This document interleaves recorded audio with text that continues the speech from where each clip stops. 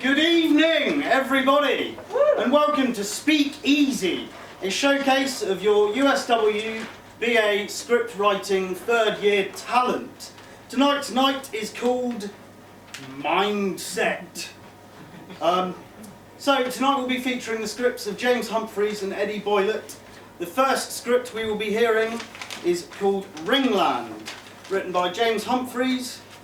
This is the first episode of a TV series following the trials and tribulations of teenagers growing up in a poverty-stricken estate. Join them as they try to escape the harsh realities of their lives. Ringland, Episode 1, Week 1, by James Humphreys. Exterior, Treherne residence, front garden, night. Kendall, 14, overweight and suffers from anxiety, approaches his friend's front door whilst carrying a backpack with him. He knocks the door.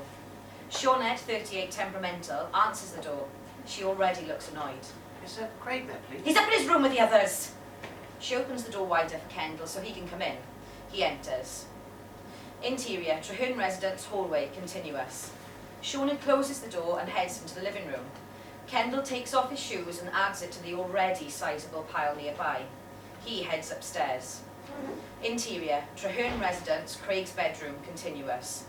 Kendall opens the door and pokes his head in. The room is dark, the only light coming from the TV.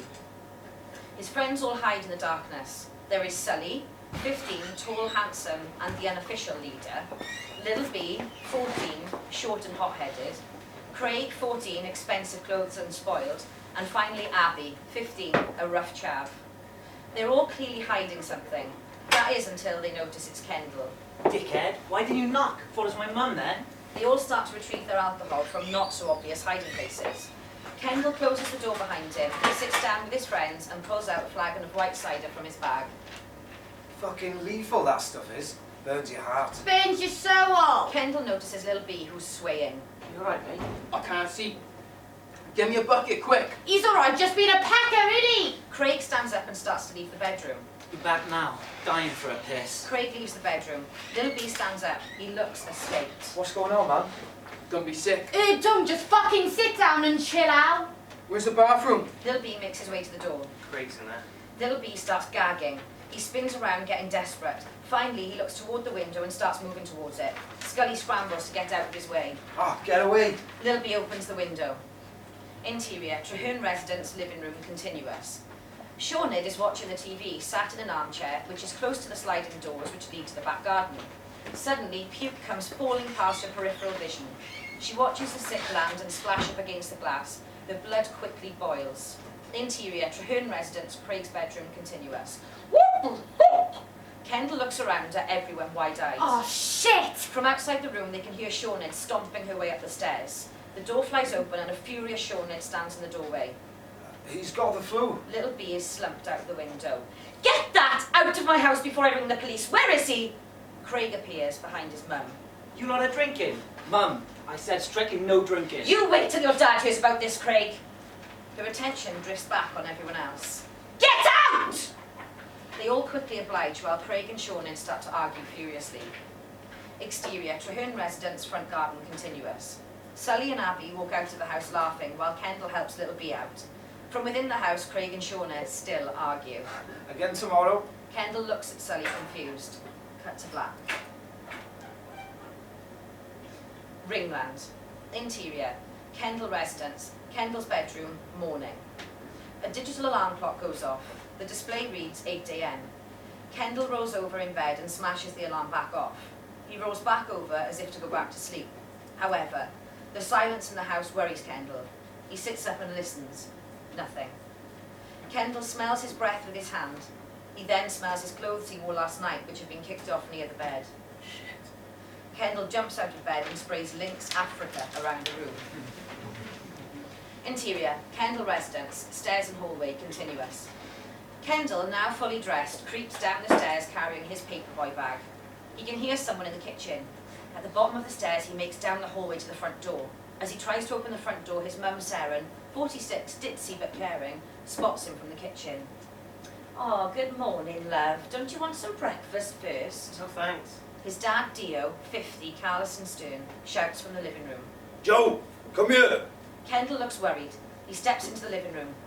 Interior, Kendall residence, living room continuous. Kendall pokes his head around the door. Dio is sat in his armchair watching the news. All right, Dad? Dio barely looks at Kendall. Come here. Kendall walks into the living room but stands behind the sofa. I'm going down Falmouth fishing on the weekend. I'm taking Mum with me. Kendall's face lights up. Oh, really? Yeah, we're going to get someone to come over, mind the house. I can look after the house. As if I can trust you and your friends. Bunch of naughties. A lot of you. Kendall's glow disappears. No, it's fine, I'll find someone. Oh, okay. Well, I gotta go and do these papers. The news finishes and an Arab weather woman pops up on screen. Shut up, weather's on. Seren, weather. Woo! She's pretty for a packy, isn't she? Kendall just stares wide-eyed at the screen. Exterior, the Toppy, corner shop, morning. Kendall leaves the shop with his paper bag now full. He jumps on his bike and before leaving, puts his headphones on. Exterior, the prefabs, bungalow estate, continuous. He rides through the prefabs, a residential area filled with bungalows. An old man, 80s, is watering some plants and sees Kendall coming. The old man shuffles into his house. Exterior, the prefabs, footpath, alleyway, continuous. Kendall rides down a footpath which leads to another area in Ringland. Exterior, Treherne residence, front garden, continuous. Kendall gets off his bike and quickly moves to the front door. He's about to post the paper, but the door is opened by Sioned, who is in her work uniform. Kendall gives her the paper and she snatches it from his hand, which startles him. Exterior, Beale residence, front garden, morning.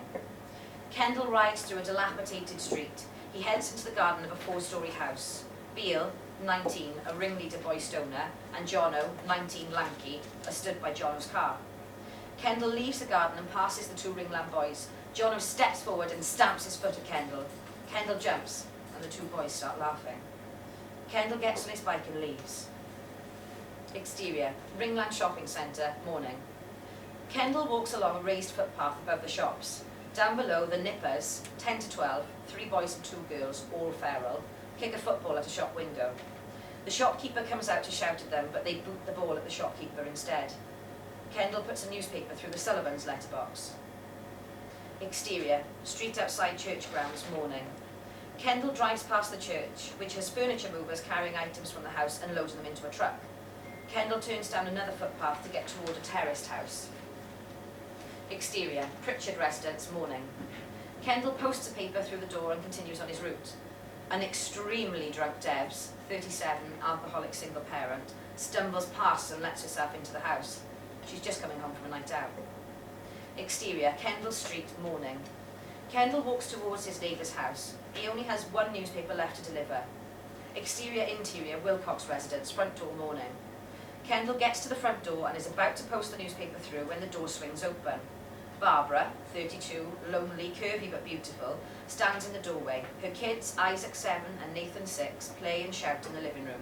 Right, Barbara? You don't have to answer the door every morning. Don't be stupid. It's comforting to see you a fresh face. Kendall takes the compliment awkwardly. I'm coming over later. Your parents mentioned they needed a favour. Oh, saying that, I need to go. I told my dad I'd help him with something. I'll see you later. Kendall starts to leave the garden. Stop growing up so fast. Interior, Kendall residence, Kendall's bedroom, evening. Kendall is stood in front of a mirror.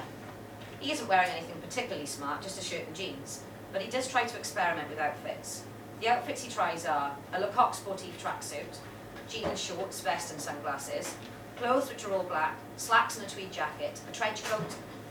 Finally, he settles with the shirt and jeans. Exterior, Council Park, night. The gang are misusing a merry-go-round to get higher. Sat on the ride is Kendall. Pushing is Sully, Lil B, Craig and finally Abby. The gang slow the ride down so Kendall can get off. Kendall stumbles away from the merry-go-round to a nearby bin and is sick into it. He sits down on a bench once he's finished. His friends all laugh at him. No more. Sick hits the back of his throat. Hey, you're fucking hanging. Don't. I need to sober up. The gang, except Kendall, are surrounding the merry-go-round. It's your turn then, isn't it, B? Oh, fuck that. I waited the hardest last night. Couldn't even see. Abby, Willow? Not all. Fuck it, I'll do it. Everyone cheers support, even Kendall from the bench. Yes, go on, Craig. Not too fast though. No, he won't. Don't worry, man. Craig sits down on the merry-go-round. He has a bottle of white cider in hand and starts to drink it. The moment he takes his first sip, the remaining push